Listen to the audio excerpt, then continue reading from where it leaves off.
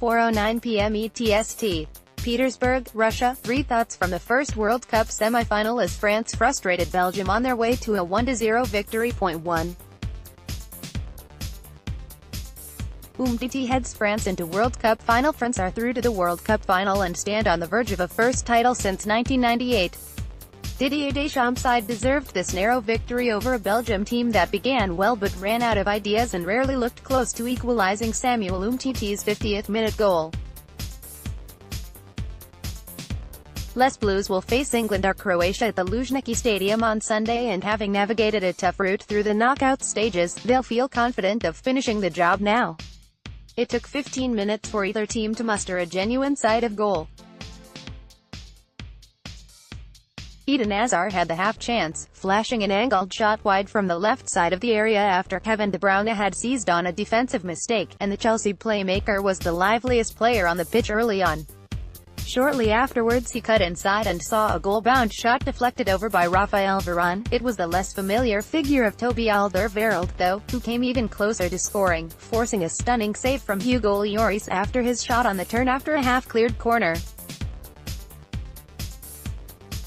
France took time to find their feet, but ended the first half on top. Olivier Giroud flicked a header wide and then somehow failed to get a clean contact on Kylian Mbappe's perfect volleyed cross.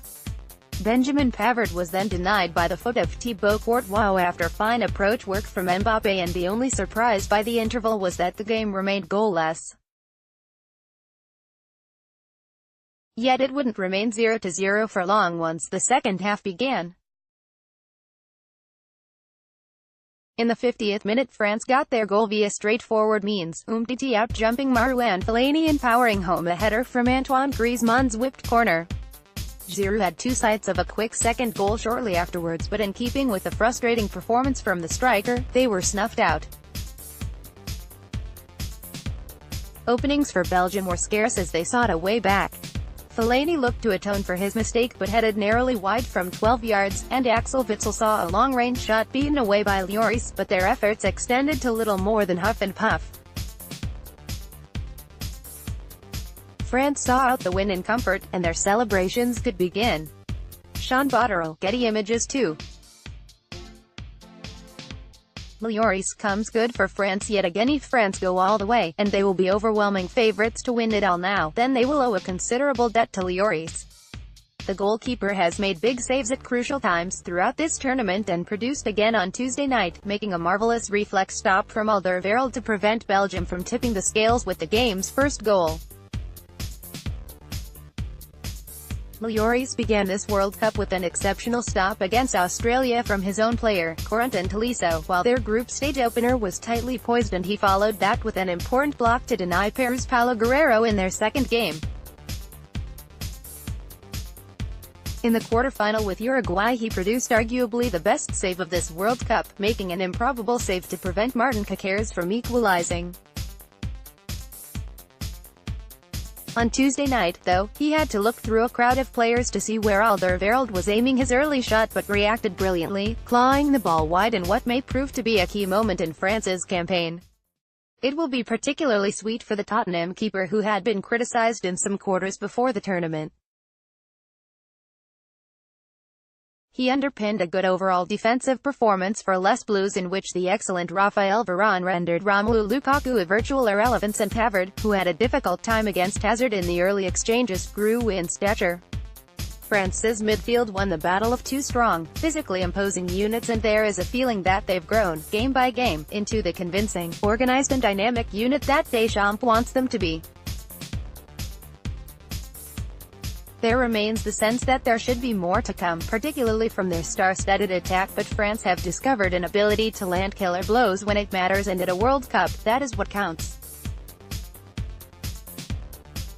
They could not be doing this without Lloris, though, and in a summer short of outstanding goalkeeping performances, he has stood out above the rest. St. Petersburg, Russia, July 10. Manchester United teammates Marouane Fellaini of Belgium and Paul Pogba of France during the 2018 FIFA World Cup Russia semi-final match between Belgium and France at St. Petersburg Stadium on July 10, 2018 in St. P. Matthew Ashton, AAMA, Getty Images 3. This time, Martinez gets it wrong after Belgium's thrilling quarter-final win over Brazil. Roberto Martinez was rightly lauded for his tactical outsmarting of Tite. Here though, Martinez got it wrong and the Red Devils, who faded after a promising start and rarely looked as fluid as they had in their previous match, will regret squandering perhaps their best ever chance to win a World Cup.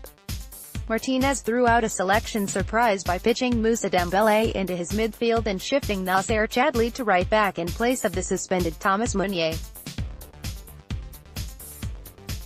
It made for a curiously lopsided starting formation. Chadli was effectively positioned as a winger when Belgium had possession, and in the early stages, it looked as if Belgium might profit. Chadli certainly saw plenty of the ball and was allowed to aim a string of crosses into the French box. They got tighter to him as the first half progressed, though, and his effectiveness waned. It was one thing fielding him in such an attacking role, but quite another to expect him to use pace and trickery he simply does not have. While his selection did not really compromise Belgium at the back, it did little for Belgium's fluidity or ability to create, though blame for that lies on a stodgy, ponderous midfield performance. Fielding Fellaini and Dembélé together was a mistake. Neither moved the ball on quickly enough, and it meant the likes of Hazard and De Bruyne were simply not involved enough.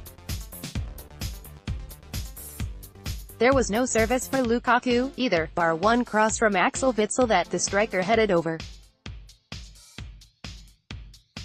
On the one hand, Belgium's stars did not shine as they had in overcoming Brazil. On the other, they were not really given the platform to, and they ended their campaign with a whimper, barely creating a chance to equalize. Martinez has had a good tournament overall, but his decision-making arguably cost Belgium when it counted.